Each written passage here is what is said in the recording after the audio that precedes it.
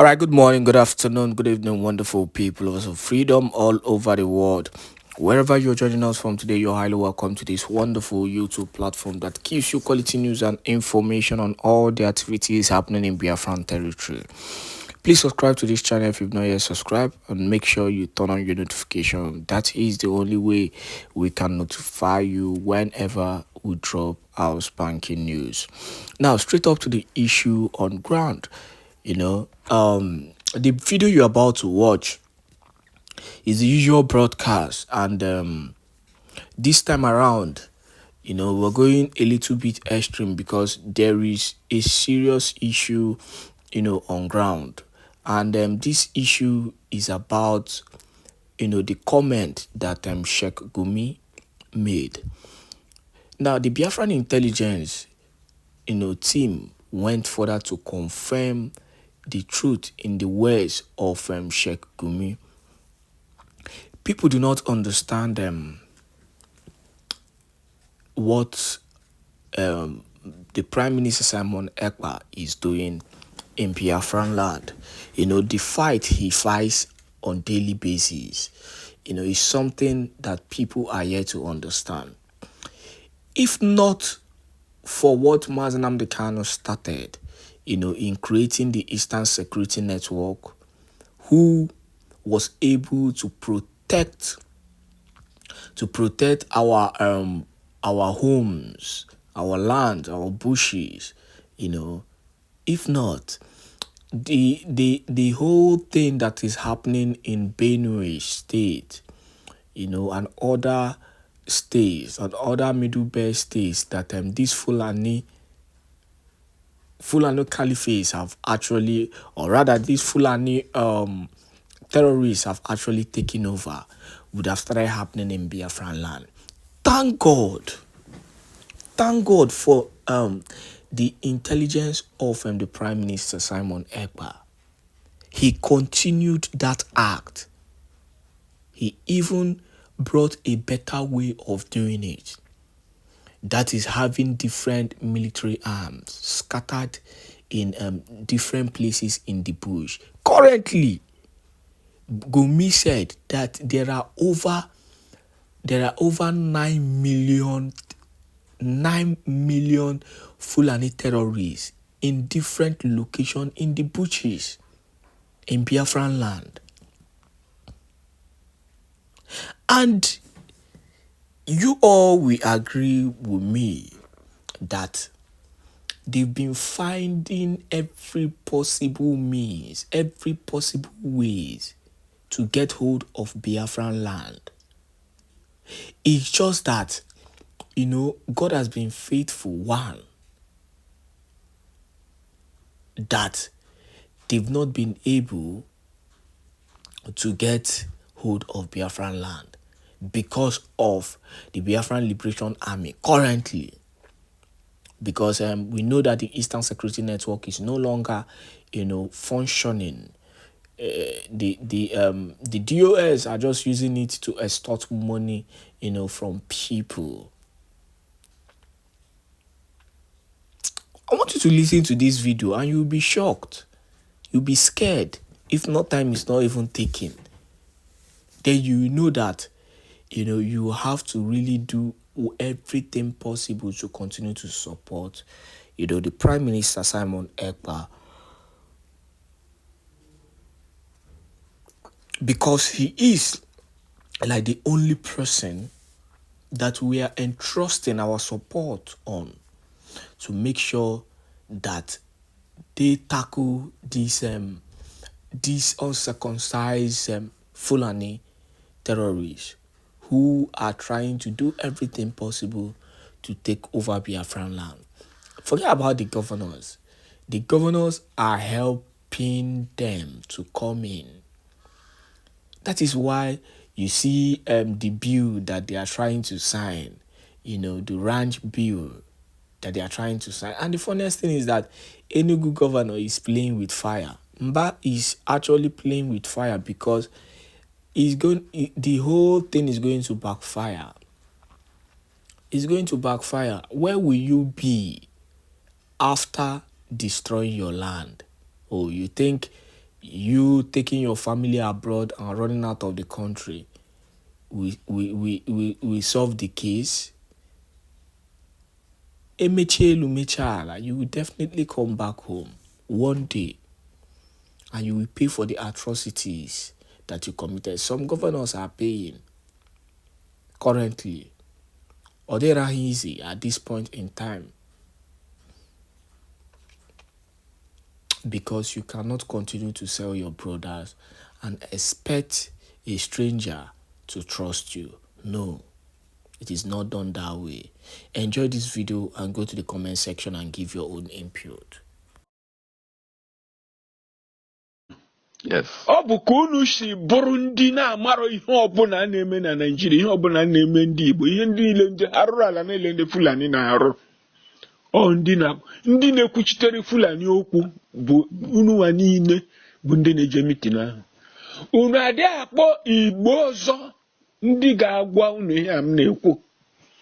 Si ihe a niile ndị Fulani na-egbu ndị Igbo gbukata 1937, 1945, 1953, gbukata ndị Yoruba in quelling wete riots, gbukata ndị TVO, gbukata ndị Middle Belt. Amadu Bello na-ekwukwa ekwu na ihe a na Middle Belt bụ footstool ha, na ha na-agị deep Quran to the sea, na ha ga-akọnka ma Igbo ma Yoruba ma gịnị. Ihe niile a na-eme mekata tupu eme that coup. That coup d'etat, a coup d'etat, January 17th, 1966. Amadu Bello na Buhari na Akintola na-eme plan to walloping the West. Aha coup d'etat. Nke ha ga-ejizie overtake Nigeria, coup d'etat. Mee coup d'etat na Nigeria. Sizie Nigeria. Edocheta Ademologun wa na show de inde. Mandinine may change the army leadership. Ndiga carry that coup d'etat. Buihe mere nzogura Ademologun ha mandozo. Coup d'etat nke ha brought supposed to be January 15th. To prevent Amadu Bello taking over Nigeria, Yana Balewa, in a coup d'etat. And if that had happened, Nigeria would have disintegrated. It is that 15th January that saved the Yoruba, that saved the Igbo, that saved the Middle Belt, that saved the TV, that stopped the Wete campaign in West. Yama, and preserve Nigeria. Today, India Hausa no normal. Amadu Bello. Not that nobody wants killing, but the Fulani want killing. They want that is killing is their business. Now, till today, I had the Fulani na Hausa biligo nije. Unu abundi Igbo. Were mma kọtụrụ history, ebo history unu bidoro bụ January 15 na egburu eze ndị Fulani. Ndị Fulani gbukwanere eze ndị Igbo since 1937, 45, 53. Eze ndị Yoruba since 1962. Na-egbu Wete campaign na Midwest na Western region. Na-egbu eze ndị TV, na-egbu eze ndị Middle Belt. Si na Amadu Bello si na ha ga-edipụrịrị Quran into the sea. The sea. Na-ekwu na Middle Belt the footstool ha na ha kọnkago ha. Na ndị ọzọ ma Igbo ma gị na ha na-aga kọnka. Unu abụ ndị akpọrọ onwe unu ndị Igbo. Unu were chakol inyere je na-ete ndị Igbo n'iru. Sinu na aga ime abolition iru ndị Fulani arịrịa na unu gburu eze ndị Igbo. Ndị Igbo, sọ ndị Igbo mere coup ahụ. Ọ bụ sọ ndị Igbo mere coup ahụ, nọ ndị Igbo lead, nọ Chukwuma lead ya coup ahụ. Ihe m ga-agwa gị na ndị Igbo ọzọ ahụ na-eje ije ekwensu ahụ, ije arụrụ ala ahụ si gaa n'iru were pọtọpọtọ tewe ndị Igbo n'iru. Ma iwu anyanwụ, ma iwu kpakpando, ma iwu nkịta, ma iwu ewu. Gaa n'iru ma onye rị mmadụ eke, ma manwụ eke, ma ndị niile pikọtawanị. Gaa n'iru were inyere tewe ndị Igbo n'iru.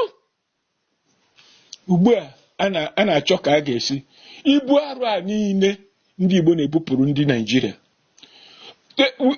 Onye a na-akpọ Buhari bịakwa gbukata ndị Igbo. Ekwensu a na-akpọ ambasadọ gị na-eji mee ọha na eze gịnị ma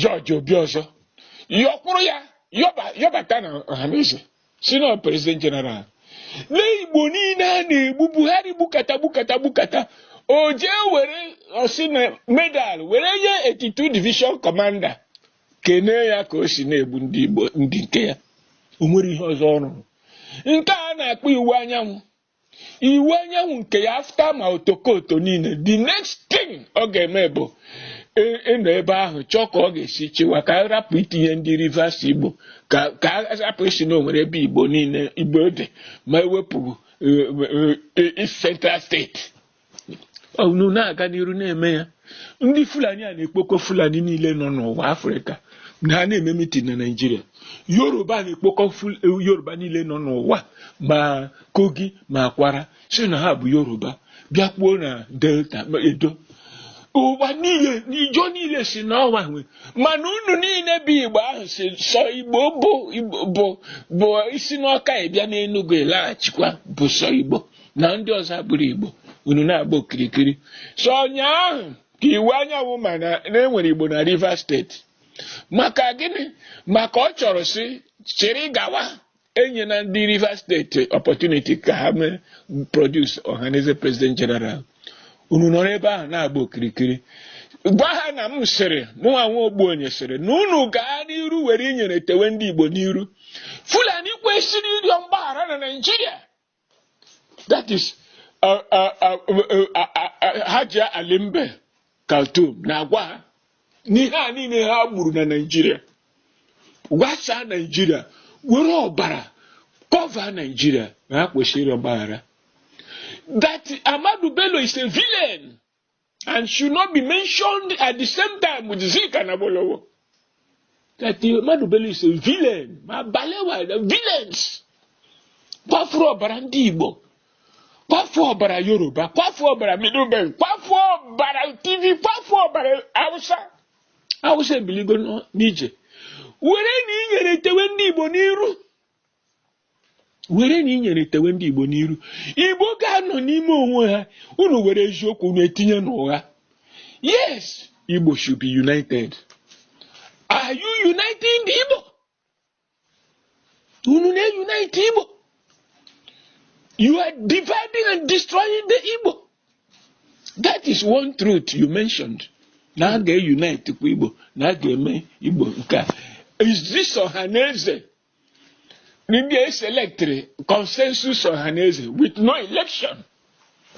Nothing. Are you uniting the Igbo? While others are uniting their people. And a kwoko restructuring. Do you have a template for restructuring? Unu neche ihe sultan ga-agwa unu. Ndị Fulani ga-agwa unu. Ka unu bịa si na ọhaneze ekwugo. That is what you are waiting for. Ndị Igbo niile dị frustrated with the criminalities of these corrupt people called ọhaneze na ndị otu ha. Ya nwa bụ ihe unu na-aga egbe okirikiri gba okirikiri a na-agba okirikiri. Now the next evil unu na-aga ime bụ ije ịrịọ ndị Fulani arịrịọ ka ụwa niile n'ụlọ unu ma dị guilty na unu gburu eze ndị Fulani, unu gburu criminal, unu gburu bloodthirsty dog, hound. Not that anybody wanted to. Onwere ndị Igbo, okay, Igbo na-aga iri arịrị igbu Ahmadu Bello na Balewa.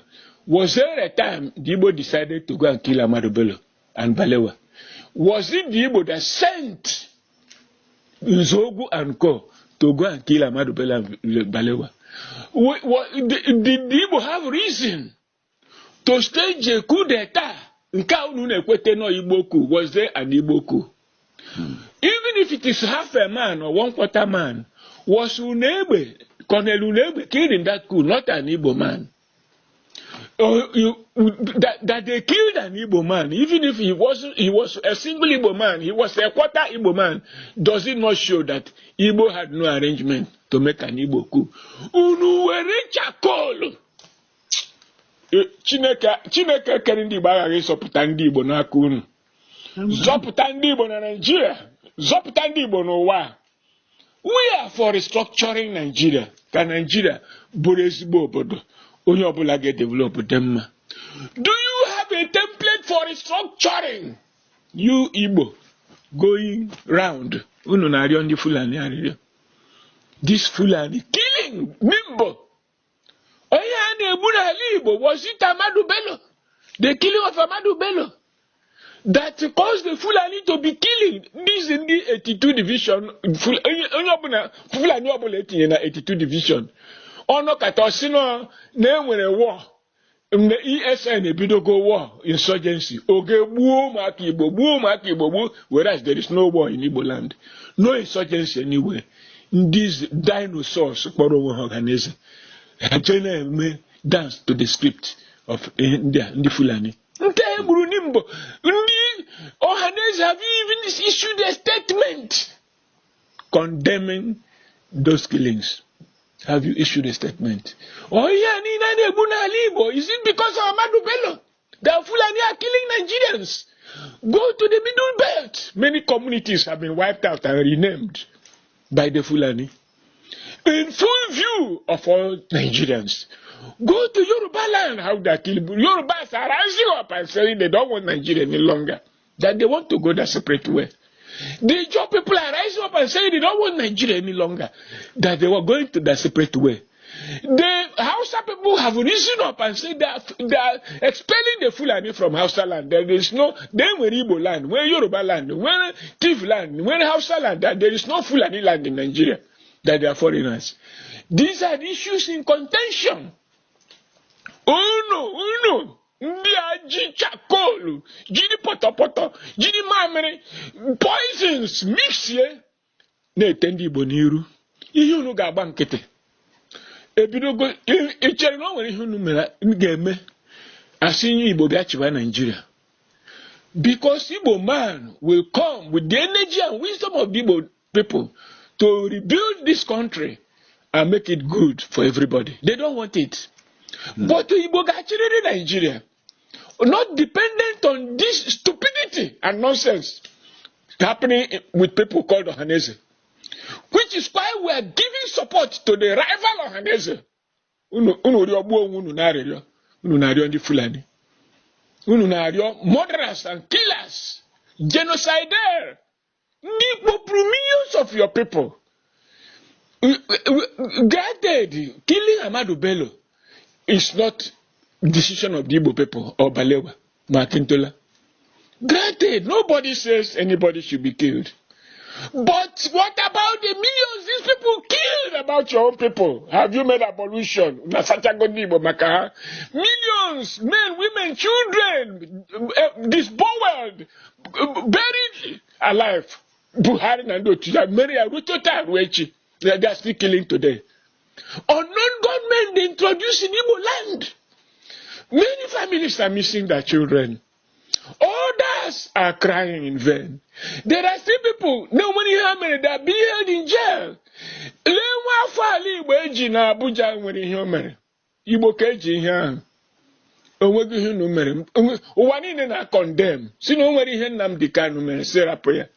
Unu abu this dinosaurs kpọrọ onwe ha Ohaneze. Unu si Kamunu ga join for his unconditional release. You say you are going to observe the trial, the proceedings, to know what to observe. Ihe anyị na-ahụ n'ụwa. Ihe anyị na-ahụ n'ụwa. Chineke mere Igbo ebere. This sort of entities imposed on the Igbo people as leaders. O nwere oge anyị siri ka Igbo bido agha. O nwere oge anyị siri ka Igbo bido ọgụ. Kedu akọ na uche dị n'ije ahụ unu na-eje? When you know that those things will be written into history, that the Igbo have accepted responsibility for the crimes committed by the Fulani throughout Nigeria. That the Igbo have accepted responsibility for the crimes committed against the Igbo. Since 1937, the Fulani Igbo approximately estimated 60 million people in Nigeria, in the space called Nigeria, since 1803. Now, the Igbo naga yiruwa anakwe mea culpa. No, presume they guilty on behalf of other Igbo people. Woe unto them that are saying that. And in that journey they have entered, God will punish all of them individually and collectively. Will punish them. Zeke will never be happy with them. Okpara will never be happy with them. Nwaforis will never be happy with them. Osadebe will never be happy with them. Chinua Achebe will never be happy with them. Amabibi Shirim will never be happy with them. Jaja will never be happy with them. Ibiam will never be happy with them. Ndị a na-eje ajọ ije iwe inyere te ndị Igbo n'iru.